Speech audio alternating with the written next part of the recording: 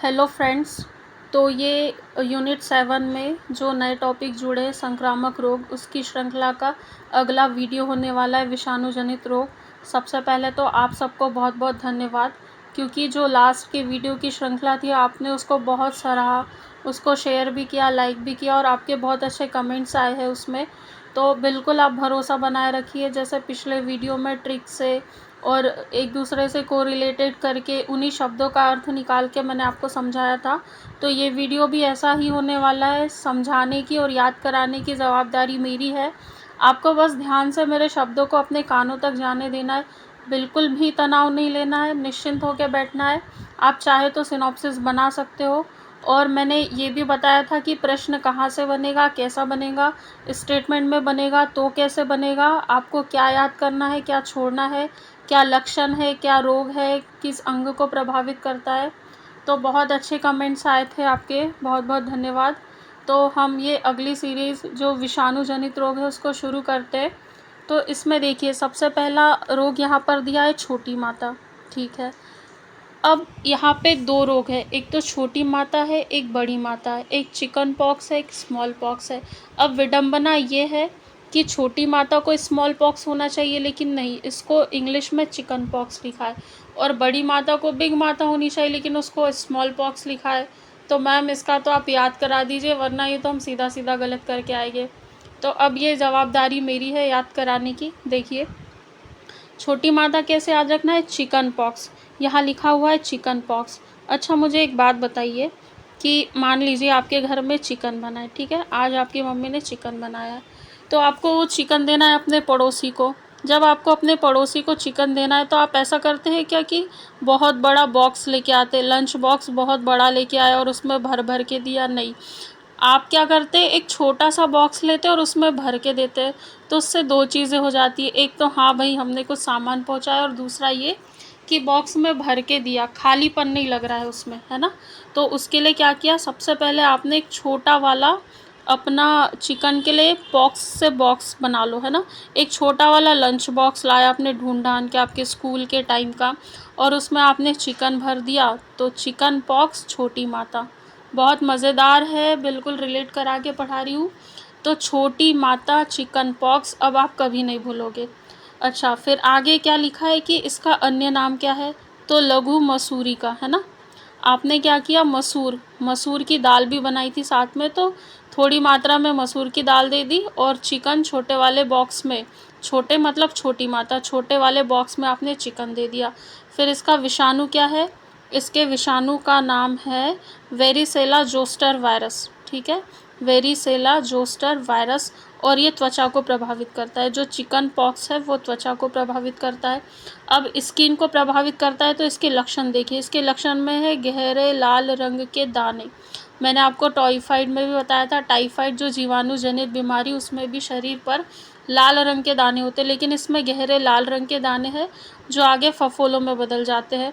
उल्टी होंगी, थकान होंगी और त्वचा पे छोटी छोटी फुंसी आएगी। तो स्किन पॉक्स त्वचा को प्रभावित करता है, जिसके ये लक्षण है। फिर इसका इलाज क्या करना चाहिए, इसके इलाज में मैम इसका तो कोई प्रभावी उपचार है ही नहीं, लेकिन हाँ हम ये कर सकते हैं कि रोगी को अन्य लोगों के शारीरिक संपर्क से दूर स्वच्छ वातावरण में रखेंगे।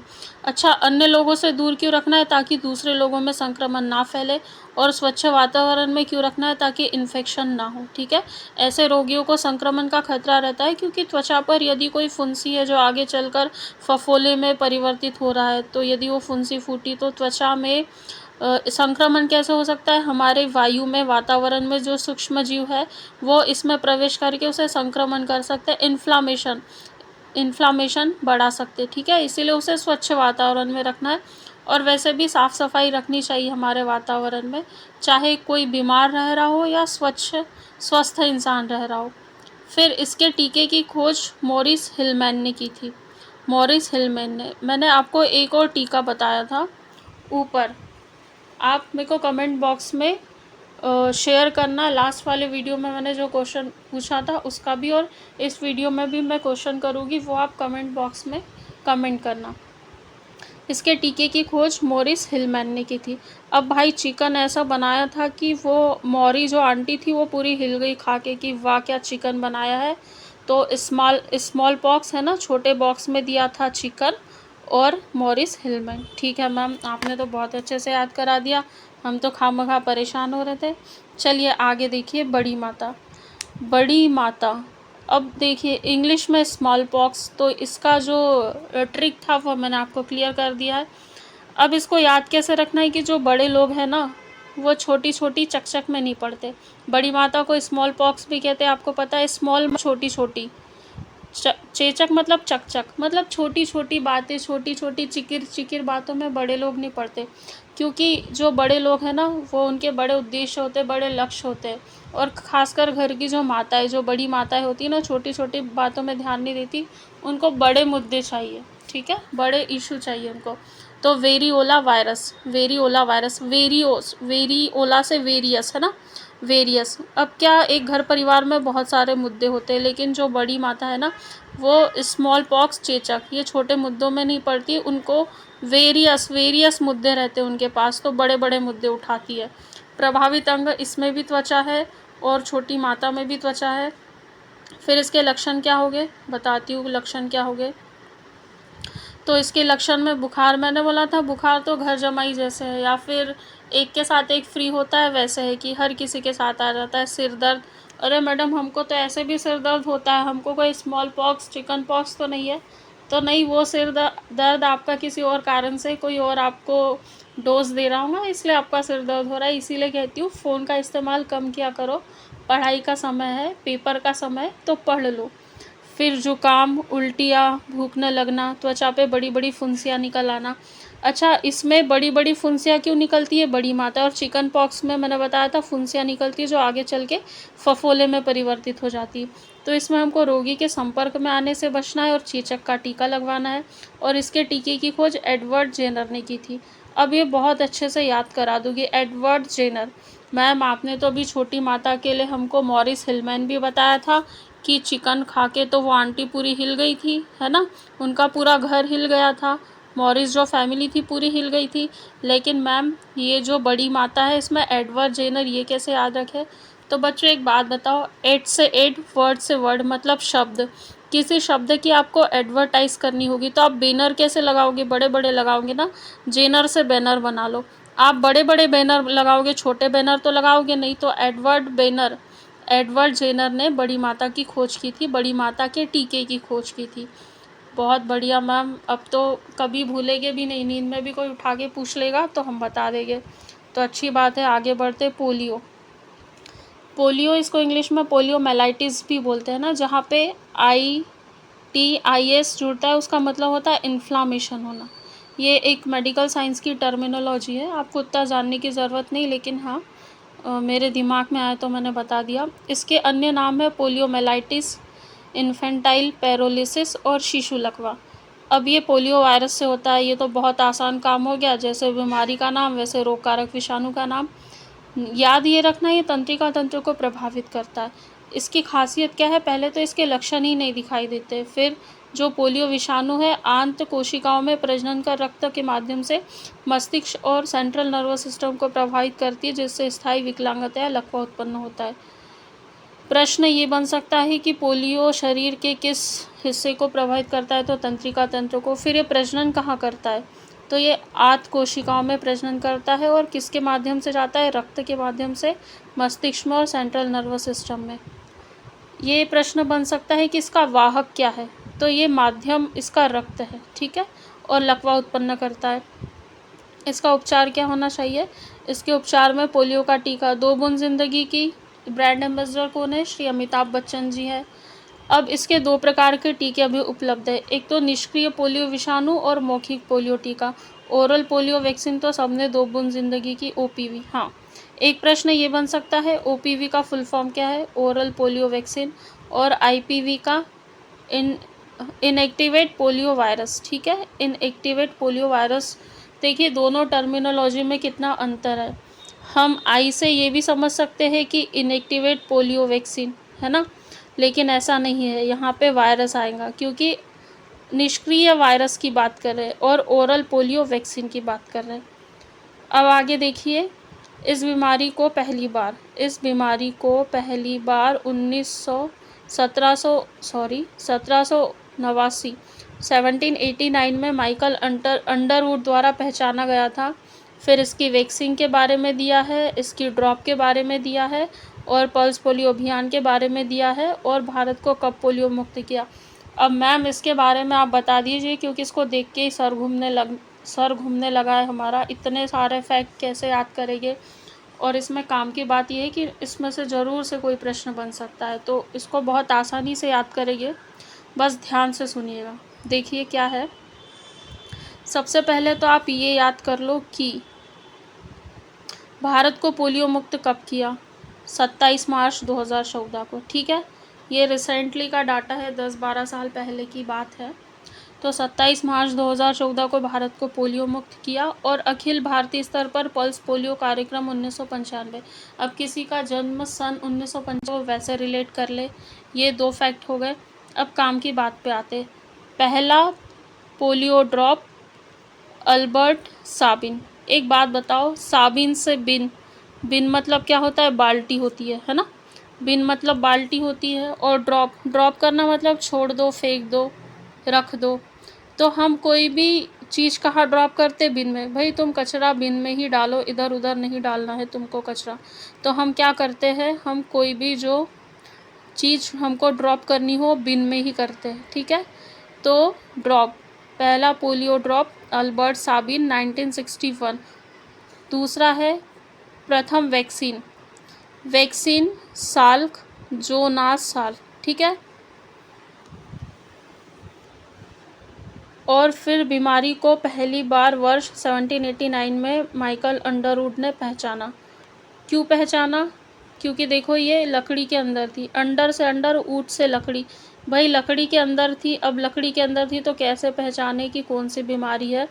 तो इसीलिए इसको पहचाना अंडरवुड। तो माइकल अंडरवुड ने 1789 में पहचाना। हम किसी भी चीज़ को बिन में ड्रॉप करते तो पोलियो ड्रॉप अल्बर्ट साबिन। और जब बिन का पता चल गया तो जो वैक्सीन है साल्क, यहाँ से सीन सा या सासी है ना, वैक्सीन जोनास साल्क 1952। अगला देखिए रेबीज वायरस। अच्छा, आपने हाइड्रोफोबिया सुना होगा कि किसी व्यक्ति को पानी से बहुत डर लगता है। तो हाइड्रोफोबिया क्या टर्मिनोलॉजी है, पानी से डर लगना हाइड्रोफोबिया है। और ये रेबीज़ बीमारी के फलस्वरूप उत्पन्न होने वाला लक्षण है, परिणाम है एक तरह से। इसके रोगकारक विषाणु का नाम रेबीज़ लाइसा वायरस है। प्रभावित अंग तंत्रिका तंत्र है। पोलियो में भी तंत्रिका तंत्र प्रभावित होता है। इसमें सिर गले में दर्द होता है, फीवर है, घुटन होती है गले और वक्ष की मांसपेशियों में, कष्टदायक संकुचन, तेज प्रकाश और ठंडी हवा के प्रति असहनशीलता और अत्यधिक गंभीर स्थिति से पानी से भयभीत होता है। बचना किससे, कुत्ता, बिल्ली, बंदर और लोमड़ी। भाई इन तीनों चारों से कभी मत कटवाना खुद को। कुत्ते से, बिल्ली से, बंदर और लोमड़ी, क्योंकि इन्हीं के कारण जो है रेबीज फैलता है। ये जो जानवर होते हैं इनकी जो लार होती है, इनकी लार में ये वायरस मौजूद रहता है और इनके काटने से ये लार के थ्रू आपके शरीर में प्रवेश कर जाता है और फिर अपना तांडव मचाता है। ठीक है, इसका उपचार क्या है। उपचार में प्रश्न देखो कहाँ से बनेगा। प्रश्न ये बनेगा कि HDCV इसका फुल फॉर्म क्या है। तो human diploid cell rabies vaccine. अब देखो इसमें कुत्ते का भी अनिवार्य प्रतिरक्षण बोला है। आपने देखा होगा घर में जिनको भी डॉग बहुत प्यारे होते हैं, कुछ लोगों को उनको घर में पालते हैं वो, तो उसका समय समय पर इम्यूनाइजेशन होता है। ऐसा नहीं कि बस ले आए उसको 2 टाइम का खाना दे रहे हो गया, नहीं, उनकी भी केयर करनी होती है, उनका भी अलग से ट्रीटमेंट होता है, उनका वैक्सीनेशन होता है। इसके बाद अगला फैक्ट देखिए, रेबीज़ के टीके की खोज किसने की थी, लुई पाश्चर ने की थी। और राष्ट्रीय रेबीज़ नियंत्रण कार्यक्रम 12वीं पंचवर्षीय योजना में लागू हुआ। और 2002 में भारत सरकार द्वारा रेबीज़ की रोकथाम के लिए राष्ट्रीय स्तर की निर्देशिका तैयार की गई। ये कुछ फैक्ट है, आपको रखना ही पड़ेगा याद, क्योंकि प्रश्न कुछ भी बन सकता है। अगला प्रश्न, एड्स का फुल फॉर्म बताइए। तो एड्स का फुल फॉर्म है एक्वायर्ड इम्यूनो डेफिशिएंसी सिंड्रोम। विषाणु कौन सा है, HIV, human immuno deficiency virus. और ये इम्यूनिटी सिस्टम को प्रभावित करता है। इसमें देखिए सबसे पहले जुकाम के लक्षण दिखाई देते हैं, सिर दर्द, बुखार, गले की सूजन। मांसपेशियों में दर्द, लाल चकत्ते, मुंह या जननांगों के घाव, गर्दन की लसिका ग्रंथि में सूजन, जोड़ों में दर्द, अतिसार, रात में पसीना आना। इस रोग का प्रसार संक्रमित व्यक्ति के साथ असुरक्षित यौन संबंध, HIV संक्रमित मरीज और रक्तदान के माध्यम से। अच्छा, इसमें प्रश्न ऐसे बनेगा कि जो एड्स है, या फिर एड्स तो एक बीमारी, एक्वायर्ड इम्यूनोडेफिशिएंसी सिंड्रोम, लेकिन जो HIV है वो एक व्यक्ति से दूसरे व्यक्ति में फैलता है। इसके कितने माध्यम है? तो 4 माध्यम है। फिर स्टेटमेंट में पूछ सकता है कि कौन सा नहीं है। तो सबसे तो पहला है असुरक्षित यौन संबंध, ये पहला हो गया। फिर दूसरा संक्रमित सिरिंज या फिर ब्लड ट्रांसफ्यूज़न के उपयोग से दूसरा हो गया। फिर कोई महिला है जिसके गर्भ में बच्चा है और वो महिला HIV से संक्रमित है, उसके माध्यम से जब बच्चे का जन्म होता है, जन्म के समय भी संभावना होती है बच्चे के इन्फेक्टेड होने की, और गर्भ में रहते हुए भी संक्रमित महिला द्वारा स्तनपान कराए जाने से भी होता है। तो ऐसे इन्होंने 4 कारण इसमें बताए हैं। 4 तरीके से एक व्यक्ति से दूसरे व्यक्ति में HIV फैलता है। इसका उपचार क्या है? इसका कोई उपचार नहीं है, ऐसा नहीं बोल सकते। इसके लक्षणों का उपचार है, ठीक है। एक बड़ा अच्छा प्रश्न बन सकता है कि HIV का उपचार नहीं है लेकिन इसके लक्षणों का उपचार है, तो ये स्टेटमेंट सही करना है हमको। फिर ये देखिए, दवाइयाँ है, आपके काम की तो है नहीं लेकिन फिर भी आपको पढ़ना है, याद भी रख सकते हो। अगला प्रश्न, इसके लिए कौन सा टेस्ट करते? तो एलाइजा। मैंने सिकल सेल एनीमिया के लिए बताया था सिकलिंग टेस्ट, टाइफाइड के लिए विडॉल टेस्ट, और एड्स के लिए ELISA test, western blot, PCR, CD4 count, है ना, लिम्फोसाइट गणना की जाती है। एड्स दिवस कब मनाते? 1 दिसंबर को प्रतिवर्ष मनाया जाता है। ऐसा नहीं कि 2-4 साल में एक बार मना रहे हैं, प्रतिवर्ष 1 दिसंबर को विश्व एड्स दिवस मनाया जाता है। क्यों मनाया जाता है? एड्स के प्रति जागरूकता फैलाने के लिए, ठीक है। अब ये प्रश्न बन सकता है शुरू कब से किया? तो 1988 से। 1988 से शुरू किया है और 1 दिसंबर को प्रतिवर्ष मनाया जाता है, और राष्ट्रीय एड्स नियंत्रण कार्यक्रम केंद्र सरकार चला रही है। ओके, अगले 2 फैक्ट सुनिए।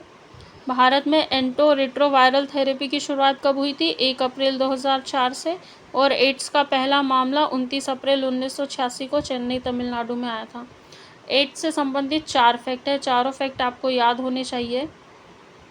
आपको रिवाइज करा देती हूँ। पहली बात तो ये कि 1 दिसंबर, हाँ, 1 दिसंबर को क्या मनाया जाता है? तो एड्स दिवस मनाया जाता है। क्यों मनाया जाता है? एड्स के प्रति जागरूकता फैलाने के लिए। सबसे पहले कब मनाया था? 1988 में मनाया था। भारत में एड्स का पहला मामला कहाँ आया था? तमिलनाडु में आया था। कब आया था?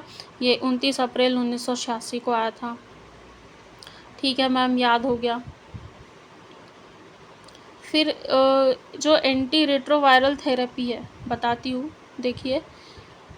जो ART है, एंटी रिट्रोवायरल थेरेपी, ये एड्स के इलाज करने के लिए थेरेपी, और इसकी शुरुआत कब हुई थी? 1 अप्रैल 2004 को हुई थी। ठीक है मैम, एड्स के बारे में सारी चीज़ें हमको समझ आ गई है। अब अगला है हेपेटाइटिस। हेपेटाइटिस को यकृत शोथ भी कहते हैं क्योंकि यकृत को प्रभावित करता है। इसके 6 प्रकार होते हैं, A B C D G, यहाँ ABCDE और G। F मत लाना भाई, F नहीं है इसमें, ठीक है, F नहीं है। प्रभावित यंग यकृत या लीवर बताया। उसके बाद में मूत्र का रंग गहरा पीला होना और यकृत का बढ़ जाना। सबसे महत्वपूर्ण लक्षण, किस बीमारी में मूत्र का रंग गहरा पीला होता है? क्योंकि ये जब यकृत को प्रभावित करता है ना, तो उसकी कार्य क्षमता प्रभावित होती है।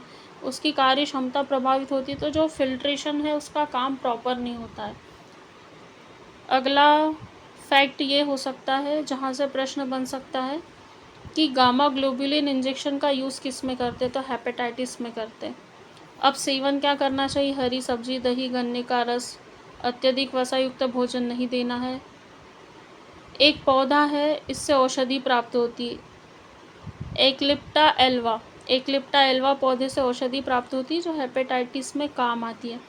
देखिए, मैं यहाँ केवल अब जो एकदम बेसिक सी लाइन है उस पर ज़्यादा फोकस नहीं कर रही, उसको रिवाइज़ नहीं कर रही हूँ, क्योंकि उच्चारण करने से कोई मतलब नहीं है ना। आपके पास PDF है, आपके पास ज़माने भर के रिसोर्सेज हो गए, आप उसमें भी बैठ के उच्चारण कर सकते हो। मेन मोटिव तो यही है कि जहाँ से प्रश्न बन सकता है, कैसे बन सकता है, स्टेटमेंट वाइज आएगा, आपको गलत होने से कहाँ बचना है, कैसे सही करना है, कैसे एलिमिनेट करना है, कौन सा फैक्ट याद करना है, कैसे करना है, ये सारी चीज़ें बताना बहुत ज़रूरी है। तो मैं उन पे फोकस कर रही हूँ। तो आप इस चीज़ को थोड़ा अंडरस्टैंड करना और कमेंट में बताना ज़रूर कि ये तरीका सही है या आप लोगों के लिए कोई तरीका बदलना है। अगला देखिए, अगला एक प्रश्न सीधे सीधे ये हो सकता है, एक सेकेंड। अगला प्रश्न ये हो सकता है कि वायरल हेपेटाइटिस को समाप्त करने का लक्ष्य कब तक है? तो 2030 तक। और ये किसका है? भारत का है। हेपेटाइटिस ए और बी के टीके की खोज किसने की थी? मॉरिस हिलमैन ने। मैंने बताया था कि आपने चिकन पॉक्स छोटे बॉक्स में चिकन ले जाके दिया था तो मॉरिस फैमिली भी पूरी हिल गई थी, तो उन्होंने भी स्मॉल पॉक्स के जो चिकन पॉक्स है, जो छोटी माता है ना, उसके टीके की भी खोज मॉरिस हिलमैन ने की थी, और हेपेटाइटिस ए और बी के भी। फिर 28 जुलाई 2018 को राष्ट्रीय वायरल हेपेटाइटिस नियंत्रण कार्यक्रम की शुरुआत की गई। इसके बाद अगली जो वायरस विषाणु जनित बीमारी है, पता नहीं आज ये PDF को क्या हो जा रहा है। अगली विषाणु जनित बीमारी है वो है खसरा। खसरा जिसको मिजल्स भी बोलते। इसमें एक सबसे महत्वपूर्ण बात बताती हूँ कि इसका प्रसार वायु द्वारा होता है ना, और इसमें छोटे छोटे चकत्ते बन जाते लेकिन सफ़ेद कलर के। मैंने बोला था कि आपको याद रखना है किस में लाल चकत्ते बन रहे, किस में सफ़ेद, किस में लाल फुंसी आ रही, किस में दाने आ रहे। फेफड़ा प्रभावित होता है, नर्वस सिस्टम, आँखें, रक्तवाहिकाएँ प्रभावित होती है। इसका रोगकारक विषाणु मार्बेली वायरस है, पूरे शरीर को प्रभावित करता है ये। अगला ये है कि उपचार क्या कराते हैं। 9 माह से 15 वर्ष तक की आयु के बच्चों को मम्स का वैक्सीन लगाते। क्लियर है। अगला है मम्स या गलसुआ या कंठमाला। कंठमाला क्यों? क्योंकि जो हमारी पैरोटिड ग्रंथि है वो गले में होती है और श्वसन तंत्र उसको प्रभावित करता है। इसमें रोगी है, जो भी रोगी, उसकी लार से इसका प्रसारण होता है। ये लक्षण है, आप पढ़ सकते हैं। मैंने फिर बोला उच्चारण करके कोई मतलब नहीं है, जहाँ पे प्रश्न बनेगा और जो ज़्यादा महत्वपूर्ण है, जहाँ आपको याद करने में दिक्कत हो रही है, वहाँ मेरा बताना ज़्यादा ज़रूरी है। तो अगला है कि नमक की सिकाई और टेरामाइसिन के इंजेक्शन। अब मम्स का वैक्सीन जो है लगा लेना चाहिए बच्चे को 9 माह से लेकर 15 वर्ष की आयु तक, ये फैक्ट बन सकता है। और इसके टीके की भी खोज मॉरिस हिलमैन ने की थी। बहुत बढ़िया, मॉरिस हिलमैन बहुत लोगों की दुनिया हिला रहा है। अगला है जापानी इंसेफेलाइटिस। एक सीधा सीधा प्रश्न ये पूछ सकते कि जापानी इंसेफेलाइटिस किसके कारण होता है? जीवाणु के कारण, विषाणु के कारण, कृमि के कारण, प्रोटोजोआ के कारण? तो विषाणु के कारण होता है और उसका नाम ही जापानी इंसेफेलाइटिस है। लेकिन ये क्यूलेक्स मच्छर के काटने से होता है, मतलब इस मच्छर में विषाणु होता है और पूरे शरीर को प्रभावित करता है। इसमें दस्त, मांसपेशियों में दर्द, सिर दर्द, तीव्र ज्वर, श्वसन तंत्र है उसका आंतरिक भाग की एपिथेलियल कठोर हो जाती है, पाचन तंत्र में परेशानी होती है, मेरुरज्जु प्रभावित होता है। इसके बाद जो इंसेफेलाइटिस है इसके उपचार दिए हो गए है ना, देखते हैं यहाँ पे दिया हुआ है। इसका कोई विशेष उपचार नहीं, लो ऐसे ही डीमोटिवेट कर दिया इनने। तो इसके लक्षणों का उपचार है कैसे? जैसे एड्स के लक्षणों का उपचार था, वैसे ही जापानीज इंसेफेलाइटिस के लक्षणों का उपचार है। मच्छरों से बचाव करना है, क्योंकि क्यूलेक्स मच्छर जो है उसमें वायरस होता है और उस वायरस के काटने से जापानी इंसेफेलाइटिस होता है। और इस वैक्सीन का टीकाकरण, उसमें क्या है, एकल खुराक देते किसकी? S4 14-14-2 JE, जापानी इंसेफेलाइटिस वैक्सीन होती है। ठीक है, इसकी वैक्सीन का भी नाम JE है। इसकी रोकथाम के लिए 2006 में टीकाकरण कार्यक्रम शुरुआत किया था और उत्तर प्रदेश के गोरखपुर में इस रोग का केस सामने आया 2018 में। ठीक है, उत्तर प्रदेश गोरखपुर, जो कि उत्तर प्रदेश हमारा पड़ोसी राज्य है और अधिकतर कभी कभी प्रश्न बन जाते हैं, चाहे करंट अफेयर से हो या कोई स्टैटिक जीके हो उत्तर प्रदेश को लेके। डेंगू, भैया डेंगू तो बहुत ही खतरनाक है, हड्डी तोड़ बुखार इसको कहते हैं। ऐसा दर्द होता है भयंकर, जैसे किसी हड्डी टूटने जैसा दर्द हो। मुझे हुआ नहीं लेकिन बता रही हूँ, मैंने कई पेशेंट को देखा है डेंगू के। तो इसका वाहक मादा एडिस एजिप्टी मच्छर। अच्छा, मैंने आपको मलेरिया बताया था, तो मलेरिया प्रोटोजोआ से होता है, ठीक है। और डेंगू किससे हो रहा है? डेंगू वायरस से हो रहा है। और एक क्यूलेक्स मच्छर है। क्यूलेक्स मच्छर है जिसके काटने से एक बीमारी होती है। क्या होती है? जापानी इंसेफेलाइटिस, जो अभी मैंने आपको बताया। तो डेंगू हड्डी तोड़ बुखार अरबो वायरस से, मादा एडिस एजिप्टी मच्छर के काटने से प्लेटलेट्स और नर्वस सिस्टम को इफेक्ट करता है। ये सारे इसके लक्षण हैं, आप आराम से पढ़ सकते हो, अच्छे से उच्चारण करो, मुझे कोई आपत्ति नहीं है। उसके बाद में इसका उपचार भी आराम से लो, पैरासीटामोल की दवाई लो। हर कोई अपने आप में डॉक्टर है। यदि बुखार आया तो मेडिकल से जाके पीसीएम कहता है भैया पीसीएम दे देना, जैसे खुद ने प्रिस्क्रिप्शन लिखा हो तो थोड़ा दिखा दिया करो डॉक्टर को। क्योंकि क्या है, बुखार ज़रूरी नहीं है एक जैसा हो, कभी टाइफाइड वाला बुखार हो, कभी डेंगू हो गया हो, कभी मलेरिया हो गया हो। क्योंकि मैंने बुखार ऐसा सिम्टम बताया जो हर एक बीमारी में है। तो मात्र पीसीएम उसका इलाज नहीं है, कारण जानना बहुत ज़रूरी है कि बुखार आया क्यों है, ठीक है। इसके अदर फैक्ट है, हड्डी तोड़ बुखार कहते हैं। लेकिन ये शब्द किसने दिया था? बेंजामिन रश, है ना, बेंजामिन रश। भाई यहाँ पे बहुत रश है, तोड़ मतलब लाइन तोड़ना, है ना। यहाँ पे बहुत रश है, लाइन तोड़ के जाना पड़ेगा और ऐसा काम हमको करना नहीं है। तो हड्डी तोड़ शब्द बेंजामिन रश ने दिया था। फिर डेंगू का जो पहला मामला है 1963 में आया था कोलकाता में, और इसका टीका डेंगवेक्सिया नाम से रिलेट अच्छे से याद कर सकते हो आप। 16 मई को राष्ट्रीय डेंगू दिवस मनाया जाता है। और 1 दिसंबर को क्या मनाया जाता है, आप कमेंट करके बताइए। थोड़ी देर पहले ही मैंने बताया प्रतिवर्ष 1 दिसंबर को क्या मनाया जाता है। उसके बाद अंतर्राष्ट्रीय डेंगू विरोधी दिवस 15 जून को। देखिए 23 जून को आपका पेपर होने वाला है और 15 जून को अंतर्राष्ट्रीय डेंगू विरोधी दिवस मनाया जाता है, तो बिल्कुल आपको रट लेना है। और सिकल सेल एनीमिया दिवस कब मनाया जाता है ये भी आपको कमेंट बॉक्स में जाके बताना है। लास्ट वीडियो में मैंने बहुत अच्छे से याद कराया था आपको। इसके बाद इस रोग को प्रारंभ में जल विष के रूप में जाना जाता था, है ना, जल विष। एक हैजा विष था, उसके टीके की खोज की थी, वो भी मैंने ट्रिक से बताया था, वो भी आप कमेंट बॉक्स में जाके आंसर करेंगे। अगली विषाणु जनित बीमारी है चिकन पॉक्स, सॉरी चिकनगुनिया है ये, चिकनगुनिया। चिकन पॉक्स तो मैंने बताया था, छोटी माता, छोटे वाले चिकन, छोटा जो चिकन का बॉक्स था बहुत छोटा था, उसमें पड़ोसी को ले जाके चिकन दिया था, ठीक है। तो चिकनगुनिया है ये, है ना, अल्फ़ा वायरस से होता है और मादा एडिस एजिप्टी मच्छर के काटने से होता है और संपूर्ण शरीर प्रभावित होता है। ये लक्षण है, इसका कोई विशेष उपचार नहीं है, लक्षणों का ही उपचार है। लक्षणों के उपचार से मतलब आपको समझ में आ रहा है? जैसे फीवर है तो उसका उपचार करेंगे, शरीर में दर्द है तो उसका उपचार करेंगे। इस तरह से बोला गया है कि लक्षणों का ही उपचार है।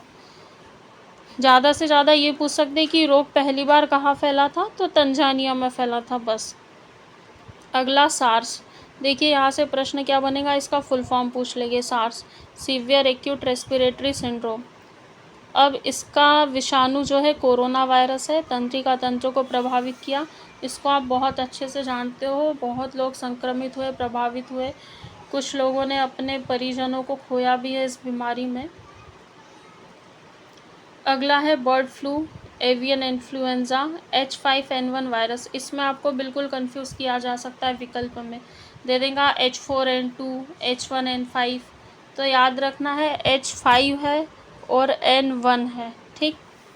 सर्दी जुकाम, लक्षण कुछ खास नहीं है इसमें, ये उच्चारण आप घर में बैठ के आराम से करते रहना। इसमें खास ये है कि 2006 में बर्ड फ्लू का देशी टीका घोषित किया गया था ICAR ने, और इसको भोपाल में विकसित किया गया था। ये रोग भारत में पहली बार 18 फरवरी 2006 को नंदुरबार, महाराष्ट्र और गुजरात में फैला था और 29 दिसंबर 2011 को भारत बर्ड फ्लू से मुक्त देश घोषित हुआ। जैसे पोलियो जो है ना, पोलियो 2014 में भारत को पोलियो मुक्त घोषित किया गया, उसी तरह 29 दिसंबर 2011 को भारत बर्ड फ्लू से मुक्त घोषित किया गया, ठीक है। अगला है swine flu. Swine flu H1N1 virus है। H का अर्थ है हीमोग्लूटिनिन और N का न्यूरामिनिडीन। ठीक है, प्रतिरक्षा तंत्र इम्यून सिस्टम को प्रभावित करता है। इसमें खास बात यह है कि सूअर का खराब मांस खाने से रोग फैलता है। स्वाइन फ्लू बोल रहे थे ना, सूअर के कारण फैला है, तो इसीलिए फैला था। अब उसमें देखिए उपचार, इसका उपचार दिया है टेलीफ्लू। इसके उपचार में दवाई देते हैं और बाकी तो सारी चीज़ें नॉर्मल है, जो प्रोटोकॉल्स का पालन करना चाहिए वो है। यदि इस PDF में कोई दिक्कत हो रही हो या आपको प्रॉपर विजिबल नहीं हो रहा हो तो आप कमेंट बॉक्स में बता देना। अगली बार मैं PDF बना के स्कैन करके फिर आपका लेक्चर लूँगी। तो यदि ऐसी कोई समस्या आती है तो आप प्लीज़ शेयर करना। 1 मई 2009 को WHO द्वारा इसका नाम इन्फ्लुएंजा H1N1 रखा और भारत सरकार द्वारा देश को स्वाइन फ्लू मुक्त घोषित किया गया 2017 में। ये डेट इम्पॉर्टेंट है, प्रश्न ऐसे ही बनेंगे। Ebola virus, hemorrhagic fever, Ebola virus और प्रभावित अंग प्रतिरक्षा तंत्र इम्यून सिस्टम को इफेक्ट करता है।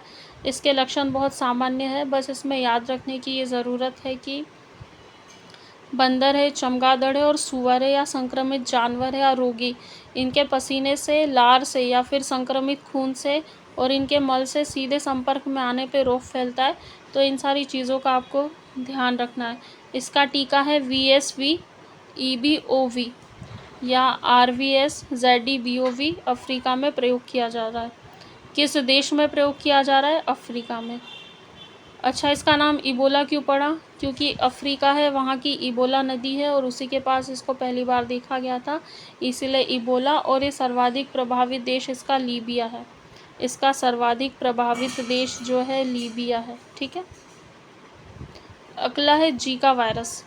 जीका भी भैया मादा एडिस एजिप्टी मच्छर के काटने से पूरे शरीर को जीना खराब कर देता है। ये शारीरिक मानसिक अपंगता, इसका जो क्वेश्चन बन सकता है यहाँ से, कैसे?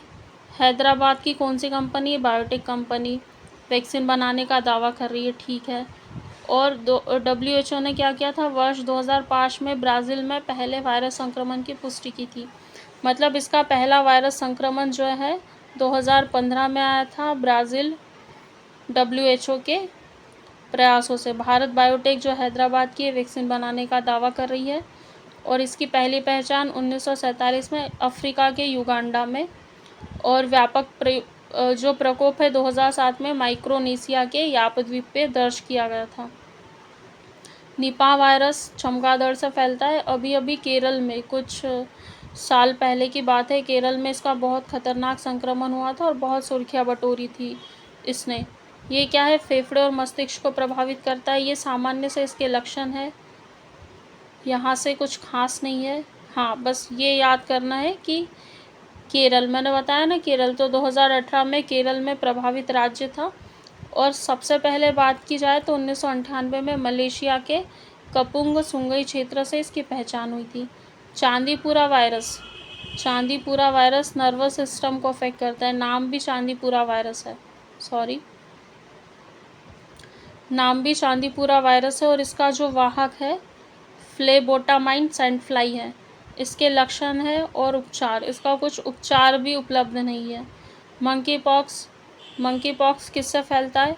मंकी तो आप इजीली लगा दोगे, लेकिन गिलहरी यदि विकल्प में है स्टेटमेंट में तो आपको सही करना है। मंकी के साथ गिलहरी से भी फैलता है और स्मॉल पॉक्स से मिलते जुलते इसके पूरे लक्षण हैं। स्मॉल पॉक्स जो मैंने आपको बताया था, चिकन, छोटी माता। ठीक है, 2018 में क्या हुआ था? भारत के बांदीपुर राष्ट्रीय उद्यान में पाया गया था। अगला देखिए कोविड-19 कोरोना वायरस। मैम इससे तो हम बहुत ख़तरनाक तरीके से परिचित है। श्वसन तंत्र की बैंड बचा के रखी थी इसने। उपचार क्या है?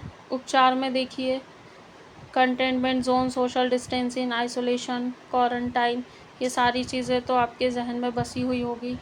प्रतिरक्षी टीके कोविशील्ड, कोवैक्सीन, स्पुतनिक वी, तरह तरह की वैक्सीन्स निकली थी, आपने लगाई भी होगी। किसी ने कोविशील्ड लगाई होगी, किसी ने कोवैक्सीन लगाई होगी। इसके बाद ये जो कोविड महामारी है ना, आपने देखा होगा इतनी बड़ी महामारी विशाल क्षेत्र में कई देशों को अपनी चपेट में लिया, लेकिन मात्र एक क्वेश्चन बना था शायद 2021 या 22 में। तो जैसे जैसे थोड़ा टॉपिक पुराना होता है वैसे वैसे संभावना बढ़ती है। करंट के इतने ज्वलंत मुद्दे से तो प्रश्न तब तो पूछा नहीं था आयोग ने, लेकिन बाद में पूछ लिया, तो संभावना अभी है कि और पूछ सकता है। तो जो फैक्ट है जिनको याद रखना ही पड़ेगा, जैसे भारत में कोरोना वायरस का सबसे पहला मामला केरल हर मामले में पहला है, तो केरल। फिर कोरोना वायरस को सबसे पहले महामारी किसने घोषित किया? हरियाणा, भगवान हरि का राज्य हरियाणा, तो वहाँ उन्होंने महामारी घोषित किया। वैश्विक स्तर पर बात करें तो दिसंबर 2019 में चीन के हम्बोई प्रांत की राजधानी वुहान में इसकी पुष्टि हुई थी। फिर भारत का पहला प्लाज्मा बैंक दिल्ली में और मध्य प्रदेश का भोपाल में खोला गया था। जो टोक्यो ओलंपिक है 2020, तो इसके कोरोना वायरस के बढ़ते मामले के कारण कनाडा टोक्यो ओलंपिक से अलग होने वाला पहला देश बन गया। उसके बाद में देखिए, पहला यूरोपीय देश स्लोवेनिया है जो मुक्त हो गया। क्यों मुक्त हुआ? स्लोली उसने काम किया था उस पर, इसीलिए वो इस बीमारी से मुक्त हो गया। कोविड-19 के समय भारत द्वारा निर्यात की गई दवा हाइड्रोक्लोरोक्विन बहुत चर्चा में थी, जो एक मलेरिया की दवा थी। उसके बाद कोरोना वैक्सीन का पहला मानव परीक्षण अमेरिका में हुआ और दूसरी लहर के बीच ब्लैक फंगस चर्चा में रहा। इसकी मेडिकल टर्म में इसको म्यूकोमाइकोसिस कहते हैं। पूछ सकते हैं ब्लैक फंगस का अन्य नाम क्या है, तो म्यूकोमाइकोसिस। भारत में जो पहली कोविड-19 वैक्सीन कोवैक्सीन थी, ठीक है, कोवैक्सीन जो भारत बायोटेक ने तैयार की थी, और Covishield vaccine university of Oxford, British Swedish company AstraZeneca और भारत की सीरम इंस्टीट्यूट ऑफ इंडिया के सहयोग से बनाई गई थी। इसके नामकरण है अल्फ़ा, बीटा, गामा, डेल्टा। ये किसने दिया, कब दिया, आप उच्चारण कर लेना, इसमें ऐसा याद कराने लायक कुछ खास नहीं है। इन्फ्लुएंजा वायरस से होता है, फेफड़े को प्रभावित करता है। लक्षण है, उपचार है। अब यहाँ पे एक बात याद रखने वाली है कि इन्होंने कहा बच्चों को पैरासीटामोल और डिस्प्रिन का सेवन नहीं करना चाहिए, ठीक है, ये सेवन नहीं कराना चाहिए। इसकी रोकथाम के लिए एकीकृत रोग, ठीक है, एक सेकेंड, इसकी रोकथाम के लिए एकीकृत रोग निगरानी कार्यक्रम शुरू किया गया और इसकी खोज 1920 में अर्ले डिक्सन ने की थी। अगला फैक्ट क्या हो सकता है? ठीक है, जो विषाणु जनित रोग थे वो पूरे हुए। मुझे उम्मीद है कि पिछली वीडियो की तरह इसमें भी आपको फ़ायदा मिला हो, और यदि आपको विजिबिलिटी में कोई प्रॉब्लम हो रही है तो प्लीज़ आप कमेंट बॉक्स में जाकर बताइए, तो अगले वीडियो में सुधार किया जाएगा। और आपने चैनल को सब्सक्राइब नहीं किया है तो चैनल को सब्सक्राइब कर लीजिए, बेल आइकन प्रेस कर लीजिए, ताकि जो नए अपडेट्स और वीडियो आते हैं वो सबसे पहले आप तक पहुँचे। और एक एक दिन कम होते जा रहा है, परीक्षा को समय बहुत कम बचा है, 23 जून बहुत जल्दी पास में आएगा। सो आप कंटिन्यू पढ़ाई करते रहिए, इधर उधर के डिस्ट्रैक्शन को भी बिल्कुल हटा दीजिए। सबसे पहले पढ़ाई है, पेपर है, उसके बाद सारी चीज़ें हैं। तो बहुत बहुत धन्यवाद आप सभी का आखिरी तक बने रहने के लिए, और all the very best. Thank you.